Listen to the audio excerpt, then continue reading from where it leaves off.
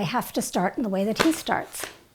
Yada-dai-dai, yada-dai-dai, yada-dai-dai-dai-dai-dai-dai, yada-dai-dai-dai-dai-dai, yada-dai-dai-dai-dai-dai-dai. Rabbi BK, I wish you many more years of inspiring our students with nigunim.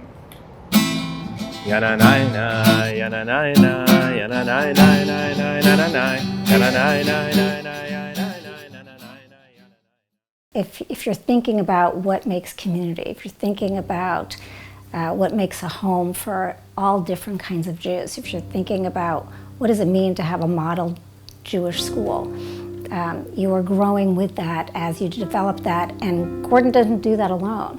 He partners with everybody. He has hundreds of partners over the years.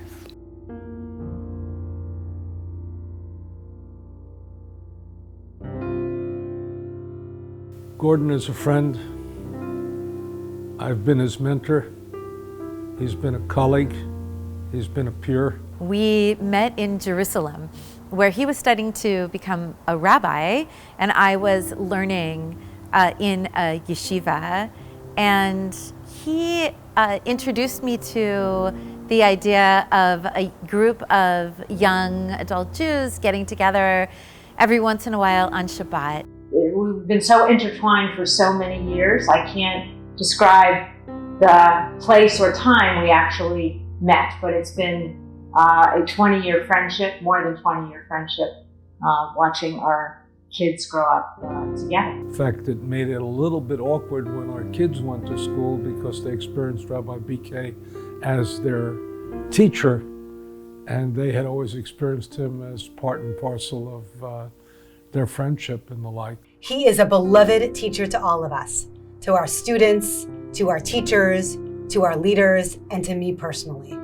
We are so lucky to have his wisdom, his strength, his humility, and his vision as part of who we are as a school. When I met Gordon and we immediately clicked, I said, Gordon, you are my rabbi. And from day one, he really was my rabbi. For Rabbi BK, every encounter, every text, every idea, every ideal, every value is like opening a door. Gordon can see ways in which many of us don't see, and he connects and he analogizes, and so he's able to frame in such a magnificent way something that most of us would just walk over. You know, he is the Jerry Seinfeld of the intellectual and philosophical world, so that he takes the obvious things in this world and doesn't necessarily make fun of them, but presents them in a way that challenges us to think more deeply about whatever it is that we need to be thinking about in order to grow our souls, in order to build community, in order to connect more deeply to Torah and to God. There is a line in the book of Psalms that we sing every Friday night at Kabbalat Shabbat. It says, Or zarua la tzadik ulu yishrei lev simcha. That when God created the world, God took the light of creation and planted it, literally planted it like a seed in the hearts of certain special people. And their job, their holy task in the world, is to replant it and transplant it and transmit it to all the people that they meet. Gordon Bernat-Kunin, our rabbi and our teacher, is one of those rare people who carries God's light inside him. And everyone who comes into his presence knows that this is a human being who lives on another level. The most incredible part of him is that he lives the values that he preaches. Gordon gave me a way of thinking, helped me understand what it means to be more intellectual. That's not where I was coming from when I entered rabbinical school. And so our long, deep, challenging discussions all the time pushed me to grow in ways that I had no idea that I could grow in. He is completely invested in his colleagues in a way that is just so sacred, and you can feel it, and it's palpable when you're in a meeting. He loves the fun and the joy and the simcha.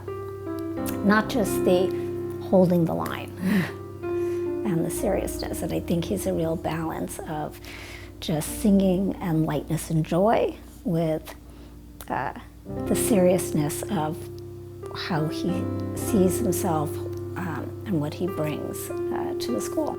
Until you've seen him chanting a nigun with his head looking toward heaven and a smile on his face, you know that he is in another world, that he really does understand what it means to be a Jew and how to impart that to other people. That is one of the greatest gifts of Gordon. He taught me, he taught his colleagues, and it's how he lives his life. And when you're with him in a meeting, when he's giving a lecture, it doesn't matter. You feel that sense of his humility, of his tzimtzum, to make space for you, to listen, to learn, and to go with him. We really worked together. He inspired me, he supported me, he gave me language to things that maybe I would not have known before. There is no part of Milk and Life, Milk and Learning, Milk and Community that hasn't been made better because of Rabbi Bernat-Kunin. Because there is no one more synonymous with the mission, values, history, present, and future than Rabbi BK. He lives on another level of compassion, of giving, of commitment, another level of Torah. So that Torah becomes for him the way he is, the way he lives his life. And he gives of it in so many ways so that everyone who comes into his presence is affected, is lifted up. Or zaru ala tzaddik u'liyishrei lev simcha, so that when you're with him, you can't help but feel a little joy. Because here's a human being who embodies human possibility, moral vision, prophetic capacity. And that makes you feel like a little better to be a human being today. And that's the great gift of my friend, Rabbi Gordon Bernat-Kunin. That's his gift to all of us.